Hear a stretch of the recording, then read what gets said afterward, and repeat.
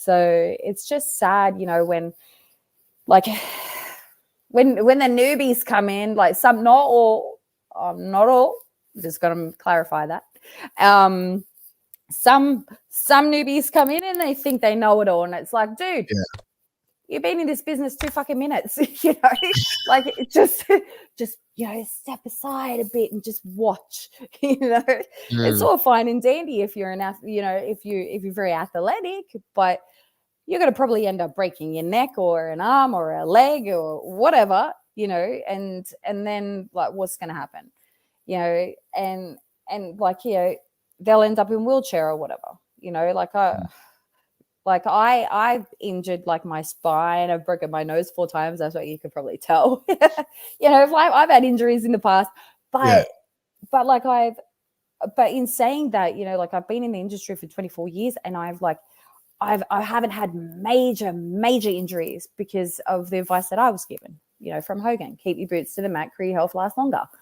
So, it's so true, but each their own, I guess. Yeah, well, I mean, it's true though. Like when you look at the high risk, wrestlers that do high risk moves and have put themselves in like that, like Mick Foley, for example, like when he retired the first time, he was 38. Yeah, yep. Like how like that's so young for a wrestler to retire. Like you see people now like LA Knight who's 40, who's just like really getting his, you know what I mean? Like, oh, he's awesome too. Yeah.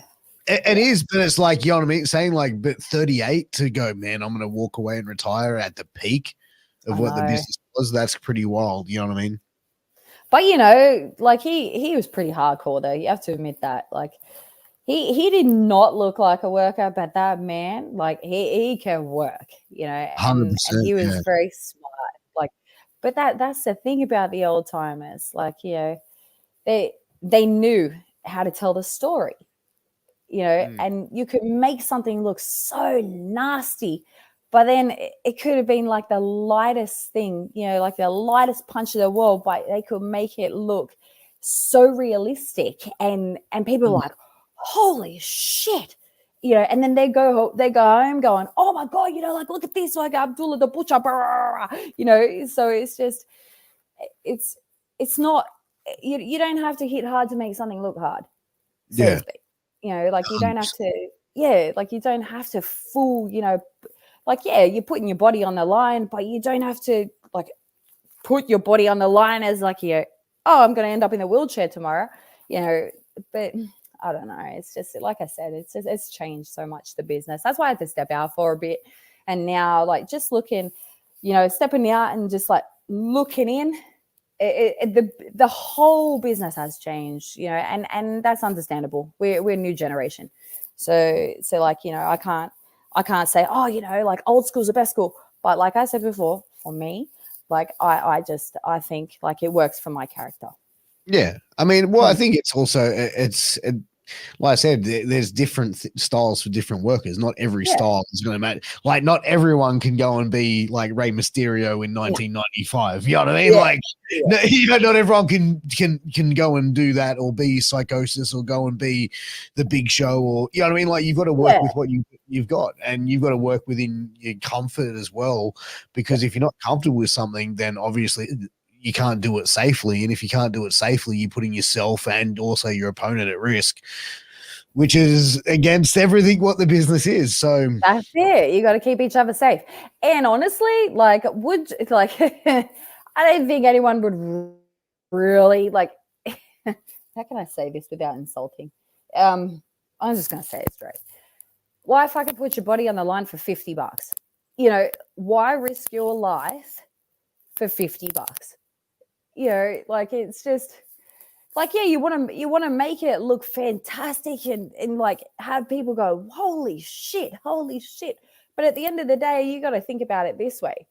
When you get older and you've had those injuries and you're crippled, who's going to look after you then? And then you got to look back and go, man, I risked that for $50. And it's like, so I was told over in the USA, don't risk your life for $50.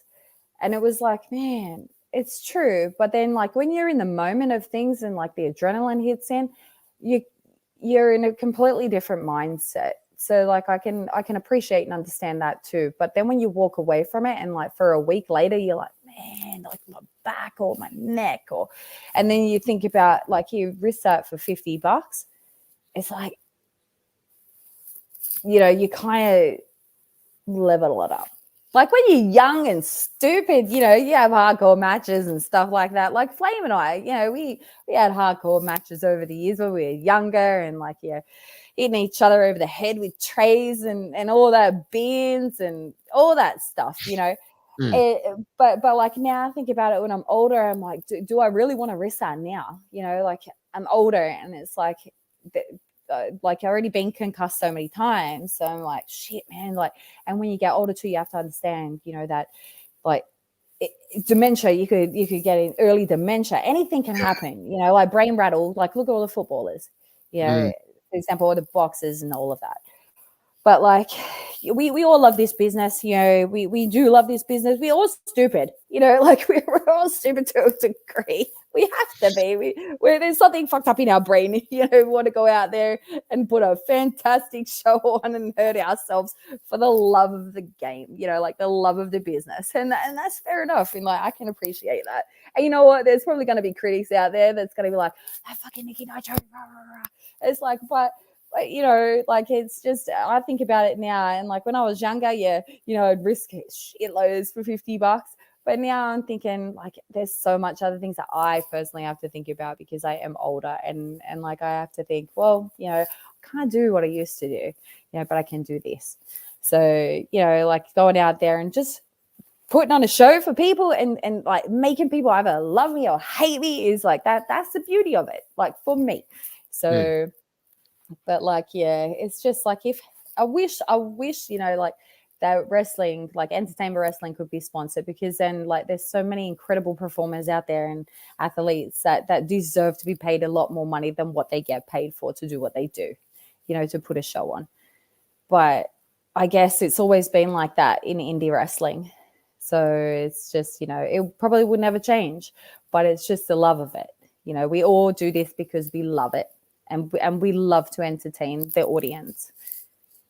So it's one of those like things. It's like I had this explained to me where it's like from a veteran of like 30 plus years in the business who actually trained under Johnny Rodz, and he said wrestling is like an abusive relationship.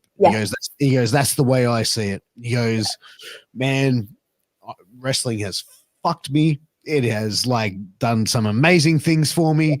It's like, he goes, I hate it. He goes, I can't stand it. He goes, but it just keeps drawing me back in.